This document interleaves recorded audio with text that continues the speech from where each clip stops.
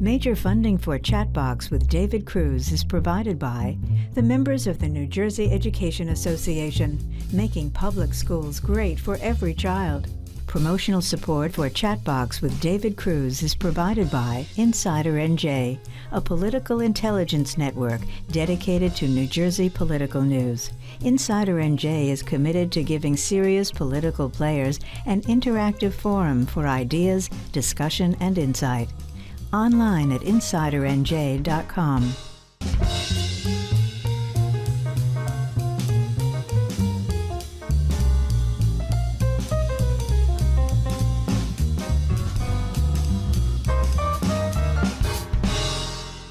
Hey everybody, welcome to Chatbox. I'm David Cruz. We're heading towards the final week of the governor's race, and with recent polls all over the place, the only certainty is that this will be a close contest, maybe. Two debates in the books now. We'll take a look at the latest face-to-face and what may lie ahead in the race for governor with two guys close to the contestants. Republican strategist Chris Russell is with Checkmate Strategies and consultant to the Ciattarelli campaign. And Democratic strategist Dan Bryan is a Sherrill supporter with no official role in the campaign. Gents, good to see you both. Welcome. So we got one poll showing Sherrill's up by 8 and another one showing it as a dead heat. Who's right, Chris? Well, listen, the idea that Sherrill's up 8 is laughable. And I think last night's debate was proof of that. If you're up 8, you don't accuse your opponent of killing 10,000 people, which was one of the more vile and despicable attacks in a political debate in New Jersey in a while, and that's saying something. So I saw a Mikey Sherrill last night that's cracking under the pressure of someone who has run a fairly vapid campaign. She doesn't understand the issues of the state. She can't articulate them. She hides from interviews. And people in the state want change, and they know that she's really a functional incumbent of a Democratic Party that has run the state into the ground, made it unaffordable, and is really driving the middle working class out of the state. So I feel great about where we are right now, and I'm looking forward to the final month. Dan, what do you see out there that makes you think Chris is dead wrong? Yeah, it won't surprise you, David, to say I see things a bit differently than Chris does. Listen, if you're looking at polling, which I do only sparingly, the polling does look very good for Mikey Sherrill. I think what you see not only in terms of the horse race, but favorabilities are good for her. Favorabilities are good for the incumbent governor, obviously, which is important for her. The person favorabilities aren't good for right now is Jack Ciattarelli. And the most of the public polling we've seen released, he's underwater fairly significantly. And listen, I think what you saw last night is Mikey doing what she's been doing for the last year. She's been running for governor, which is showing that she can throw a punch, not holding back, holding people accountable for things that they've done in the past. I think she was excellent last night, as she was in the first debate. And I think things are lining up for her in these last few weeks exactly how she would like them to. I think a lot of people would question whether or not she's been doing that for a year now. But let's move on. Let's talk about this final debate. Last chance for voters to see these candidates face to face. Sherrill's camp was feeling pretty good about their performance.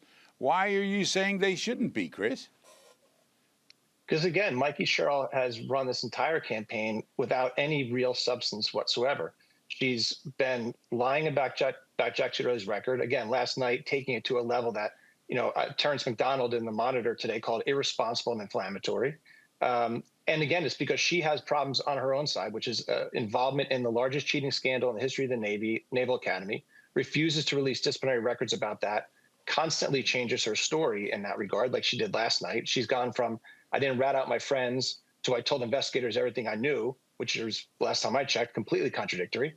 And she's running on the Murphy record in a state where people think the state is overwhelmingly heading in the wrong direction. So if the polling that I'm looking at, I don't look at public polls because public polls are largely trash, and I think that was proved last time and proved in 2024. We feel great about where we are, and I think Mikey Sherrill is the candidate who in these last few weeks is the one who's going to be under a lot of pressure. All right, Dan, you see what Chris said there? Why is he wrong? Listen, I think that we tend to remember the polling misses that go the Republican way, and we tend to forget the ones that go the Democratic way, right? And I work with DAC, the Legislative Campaign Committee here in New Jersey for Democrats, And there was a pretty big polling miss in 2023. But it was for the Democrats, right? The Democrats outperformed polls broadly throughout the state. So it can go both ways, right? So does polling miss sometimes? Sure, of course it does, but it can go either way, right? So just because Mikey Sherrill shows that she's up by 6 or 8 doesn't mean that she's not going to win by that much. Doesn't mean she's not going to buy more. Just as much of a chance that she loses. It underperforms slightly, right? So start there, number one. Number two, listen, what Mikey has done very smartly is not let Jack off the hook on things that he has done and said in the past, regardless of what he's saying now. A great example is the 10% sales tax that he talks about. He has spoken about numerous times in public in the past. He's now saying, well, of course I wouldn't have done it. Well, that reminds me, David, a lot of Project 2025 last year, when we all knew that Donald Trump and his allies were fully with Project 2025, but then he was saying in public, well, I have nothing to do with that now. So we all had to drop it. And then what did? They got into office and they're enacting Project 2025. That reminds me a lot of what Jack Ciattarelli is doing here with things like the 10% sales tax hike.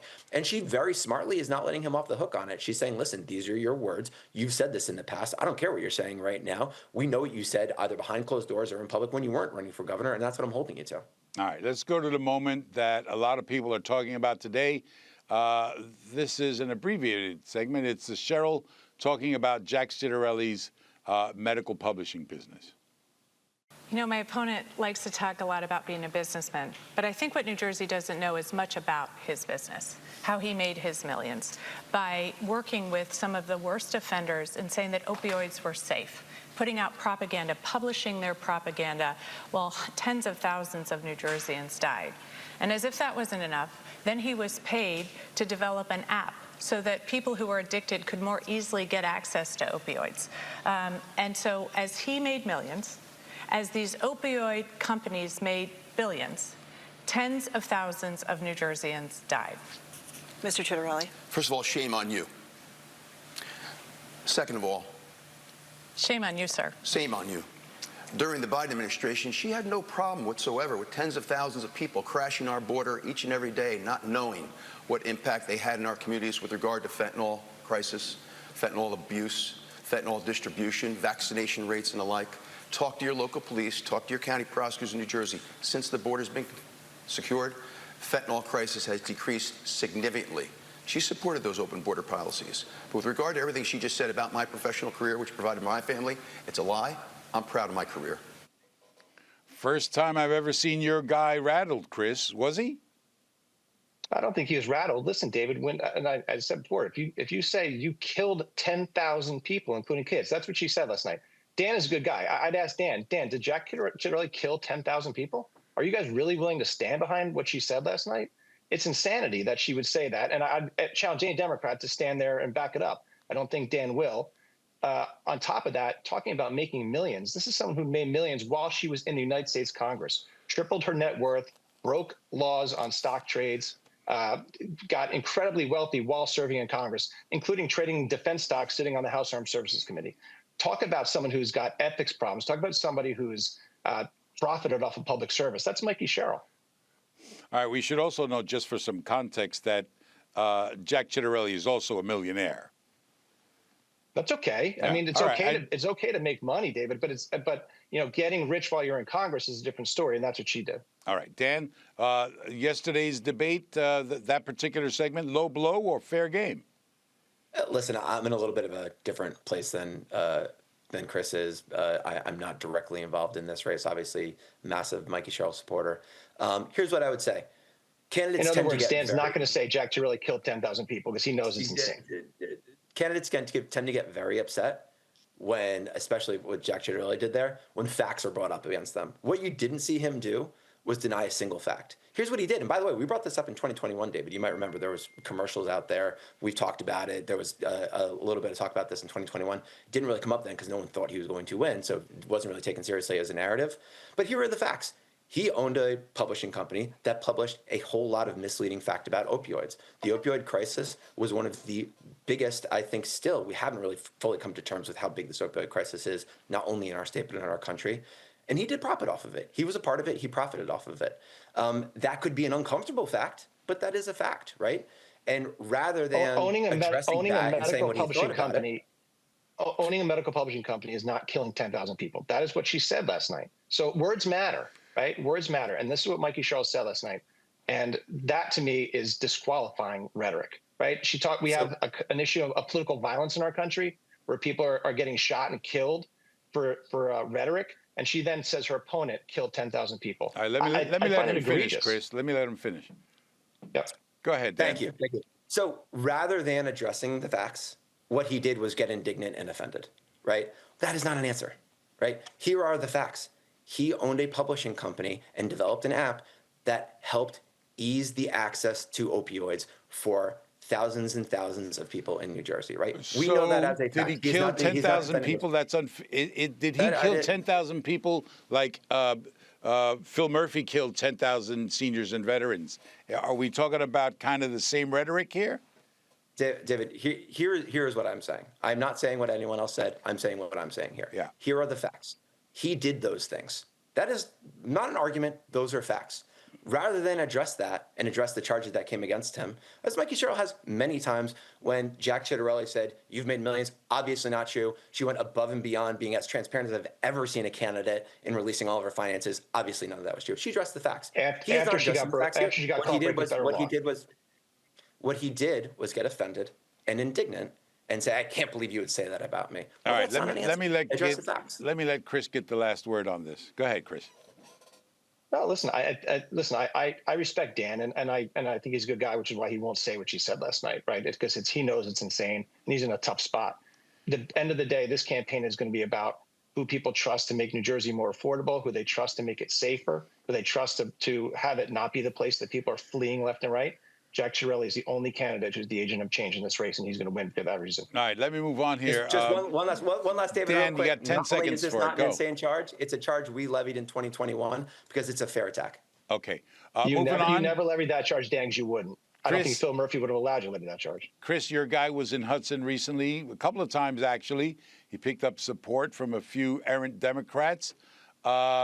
Is your base so secure that you're trying to pick off Democrats and Democratic strongholds? No, listen, we can walk and chew gum at the same time, David. So, I mean, our campaign is out there every day reaching out to to Democrats, to independents. Obviously, we want our base to come out too, and we are confident they're going to. But our campaign is all over the state, pushing voters of every political persuasion to come out and support Jack Ciattarelli if they worry about change in the state. It's Mikey Sherrill, whose campaign is really a series of photo ops with people who already support her and will smile and not ask her hard questions, because we know if she gets a hard question, she can't get her tongue untied. So in terms of our campaign, we're aggressive. Jack's out there every day, meeting with, talking to people, bringing people along.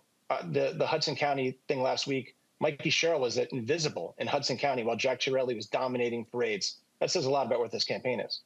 Dan, is your base secure? We see a lot of enthusiastic audiences for the Republican. I think the answer is yes. And here's the biggest problem that Jack Ciattarelli has. He's running up against a really good candidate. There's data out there, David, that shows that veterans that run as Democrats outperform non-veterans by 6 points, right? So running a veteran in the Democratic Party has become a really good avenue for the Democrats, and that's why we're seeing him try to attack her service record. That's why we're seeing him try to go at her strengths the same way that the Bush campaign did with Kerry when they swift voted him, right? Because they know it's a problem for him. So I think they are scrambling a little bit because she is going to pick up a whole lot of independents as we've seen in the polls. She's going to pick up a little bit of Republicans as she's done in her past campaigns. So I think she's broadened her net, and I think Ciattarelli is trying to do the same thing. I haven't really seen it done yet. All right, Chris, you guys are still pushing this military record story. Yesterday, Jack Ciattarelli said, I think she was punished for something else. What are you guys trying to suggest there? I'm suggesting that she is claimed, right? We know what she's admitted. She's admitted she was involved in the largest cheating scandal in the history of the Naval Academy. She has claimed that she was punished because she said, I didn't rat out my friends. Yet after the debate yesterday, she said she told investigators everything she knew. Those things are diametrically opposed. They can't both be true. What There's do you only think? one way. What do you think she did? What is it that you guys feel so strongly about that she did? I know she did more than rat on her friends. That is a nonsense story. If that's what her story was, she would just release the records and show it. So the fact that she hasn't done that tells me her story doesn't match what the records say. We believe it's pretty clear she likely lied to investigators. I don't know whether she had possession of this test or not at the Naval Academy. Only person who can clear any of that up is Mikey Sherrill, yet she continues to change her story, dodge, conflate, do whatever she can, because she built her narrative 8 years ago around this issue of being a Navy veteran. And we're not, her service is great. Jack's son is in the Middle East right now. This is the Naval Academy cheating scandal. She was part of it. She was implicated in it, and she won't share the records because she knows they're devastating to her narrative. Dan, I see you. You're indignant. I'm going to give you 15 seconds to respond to that before I move on to the last thing on my agenda here. Go. Here's what we know what's happening right now. Mikey Sherrill's beating Jack Ciattarelli in this election in part because of her bio and because of her service to the country. They are attacking it because they're trying to bring her down politically. It's vile. It's gross. She served this country for almost a decade, fighting for it, put her life in the line to protect our freedoms. Going after her in this direction is absolutely gross, and I think it's something that the Republican Party is going to pay for. Vile and gross sounds like a steakhouse. Let me stay here with you, Dan, as we come. Not one I'd go to, I will say. Exactly. One of the arguments Jack Ciattarelli is making is that Mikey Sherrill is Phil Murphy 2.0. You know the governor for a long time. You got one or two ways that Mikey Sherrill is not Murphy 2.0? Give you 30 seconds because I'm running out of time. Listen, I will say, as someone who's worked for a very successful governor for the last 8 years, I'm not sure that there's anyone. And by the way, we see this in Jack Ciattarelli. He never talks about Phil Murphy, and there's a reason for that because Phil Murphy's pretty popular and successful. So if he was this disaster, I think he'd be talking about him in these debates. He's not. He barely mentions his name, right? Listen, she's going to be different. Everyone's different. She's going to have her own set of priorities. All right, I'm going to cut you off, Dan, only because I know what you're going to say, and I got to give Chris 30 seconds to say what he's going to say. David. Yes, I do. I think what Dan Chris. just admitted is that she's Murphy 2.0. So listen, I she's don't going to think be. he did, but let me ask you this, Chris. All right. Cheryl says Ciattarelli is a Donald Trump toady. I'm paraphrasing there. But what one or two policy differences does Ciattarelli have with the president?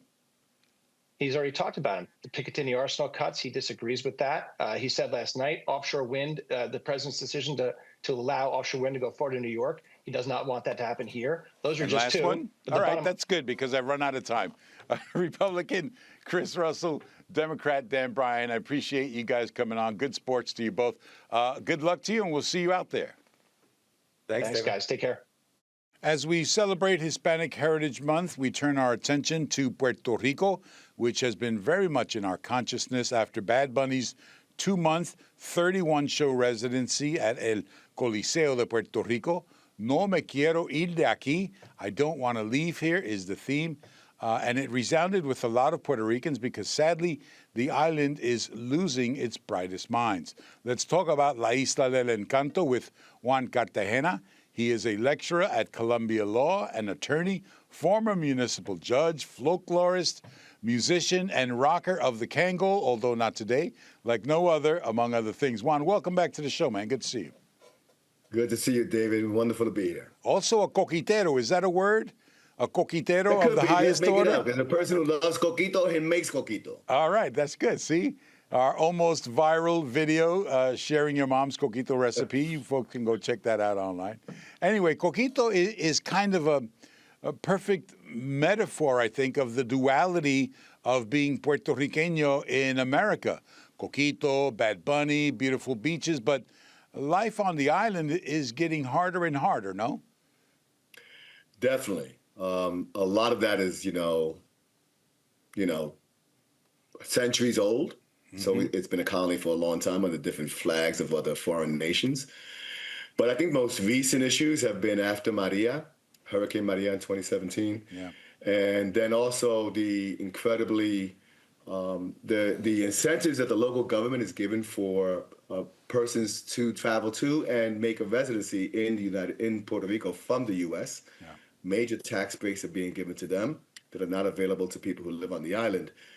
So, David, there's a major level of gentrification on the island of Puerto Rico that has been unheard of and unseen of before today. Yeah, I was gonna say it's an island-wide gentrification, tax benefits, encouraging outside investment, while islanders really have to leave the island for opportunities, no? They have to leave the island for opportunities for at least several reasons. Number one is the economic recession and the economic crunch that occurred when the local government started engaging in major public debt. They were engaging in public debt and couldn't find a way out. And Puerto Rico is not allowed to access certain avenues for bankruptcy that would allow for restructuring of the debt. So that's all tied up in litigation. The second thing is Hurricane Maria. And Hurricane Maria devastated a lot of the infrastructure of Puerto Rico and led to a lot of closing of institutions, like public schools were being closed left and right. After Maria and during the economic crisis, the United States government instituted a junta, La Junta it's called. It's basically a fiscal oversight board in Puerto Rico, which controls a lot of its decision-making and budget-making in a way from unelected persons, both appointed from the mainland, from the United States, and also appointed in Puerto Rico. So all that combined, plus the fact that, and the reality, we know this very well, David, that Puerto Rico is a beautiful, gorgeous island. Yeah. So to imagine that you can find property near the beach or on the beach at relatively accessible prices, and then the local government is giving incentives to people to do so in a way that displaces the people who were there, it's exactly the crisis that we're undergoing today. Yeah, you talk about gentrification. Let's talk about closer to home. We've seen gentrification's impact in our lifetime. We grew up not far from one another in Jersey City. We were on 7th, and the Cartagenas were on 2nd, right? This used to be a largely Puerto Rican community. Those old row houses and brownstones are now million-dollar homes. You've seen it, and now you've made it part of a presentation and panel discussion that's happening this weekend at the Museum of Jersey City History. Tell me about that. Sure. We're taking the opportunity that the museum has given us. The Museum of Jersey City History is relatively new on the scene, but it's been very intentional in making sure that it's a museum not just of artifacts from the American Revolution of the 1700s and the forging of the beginnings of both New Jersey as sovereign entities and the United States as a sovereign entity. The museum wants to incorporate people who have been living here who call these neighborhoods their homes. And they've reached out to a handful of racial and ethnic communities, but also reached out to geographic communities. And most recently, they reached out to the Puerto Rican community. Council member Danny Rivera was one of the people who started spearheading a series of conversations about what would it look like to have a discussion about the history of Puerto Ricans in Jersey City. And I just jumped at the opportunity because I have a couple of research projects that all revolve around the same issue, the history of Puerto Ricans in Jersey City, because there's not enough writing about our incredible richness and longevity in Jersey City. And the change of downtown, how a lot of Puerto Ricans were displaced from there and real estate prices went through the roof, and you have a kind of cultural whitewashing, for lack of a better word, of what used to be a very vibrant ethnic community. There's definitely a lot of that, David. Here's some good news. I've lived my life in Jersey City. Nanette Hernandez, my wife, and I have raised a family in Jersey City since the 1980s when we were married. We have seen really beautiful people come to Jersey City to raise families of all racial backgrounds. And those who plant, their bandera, their flag into downtown Jersey City because they want to live here and make it better, are always going to be welcomed. The problem started happening when the housing developments closer to the water, closer to the river, started creating what they call bedroom communities, right? Communities that are people who live in Jersey City but basically hang out and spend all their free time as much as possible and their work lives in Manhattan. And that disconnect, there were people that I recognized and saw and met that never traveled west of Marine Boulevard, which used to be Henderson Street. Like literally don't even know the path change station called Grove Street. That kind of gentrification occurred in a way that just really economically started to squeeze out the people and the businesses that were all over downtown. Because downtown Jersey City, when you and I grew up, it has been and always was the center of Puerto Rican life. Now, that migration has slowly moved slightly south, definitely north towards the Heights, and then eventually even outside of Jersey City as well. You talk about an acceptance and an appreciation of the history of downtown, though, right? You feel that from newcomers. Definitely, because in many ways, I'm sure you would agree, Jersey City has a lot to do with the way I personally have been, thinking about my trajectory as an attorney and as an activist, as someone involved in social justice and racial justice. Jersey City has a lot to do with that. Yeah. It's a gritty place to live. It was very rough growing up in Jersey City. when we were young, but it's also a place where at least everyone recognized the value of hard work and working with your hands. Yeah. And that's the kind of disconnect that's happening today, where a knowledge economy has basically changed the landscape of what it is to work and live in Jersey City. And it's made it much more difficult to connect with the older generations, people who worked in factories. Jersey City was littered with factories at the time we were growing up. So that kind of history, and especially the history about what it means to be recognized as a vibrant community in the city, is something we're going to start addressing. Both, I'm going to address it in research projects and writing, but we're addressing it this Saturday, coming up on October 11th. All right, Juan Cartagena, always a pleasure, man. Thanks for coming on with us. Good to see you. You take care. And that's Chatbox for this week. Just a note here, because some of you have been asking about why we haven't had Democrat Mikey Sherrill on after Republican Jack Ciattarelli was on last week. Believe me, we've asked, we've been asking, and we're still asking. Our thanks also to Chris Russell and Dan Bryan for joining us earlier. We're on Blue Sky now. Follow us there at David Cruz NJ. And scan the QR code on your screen for more Chatbox. I'm David Cruz. For all the crew here at Gateway Center in downtown Newark, we thank you for watching. We'll see you next week. Major funding for Chatbox with David Cruz is provided by the members of the New Jersey Education Association, making public schools great for every child. Promotional support for Chatbox with David Cruz is provided by Insider NJ, a political intelligence network dedicated to New Jersey political news. Insider NJ is committed to giving serious political players an interactive forum for ideas, discussion, and insight. Online at insidernj.com.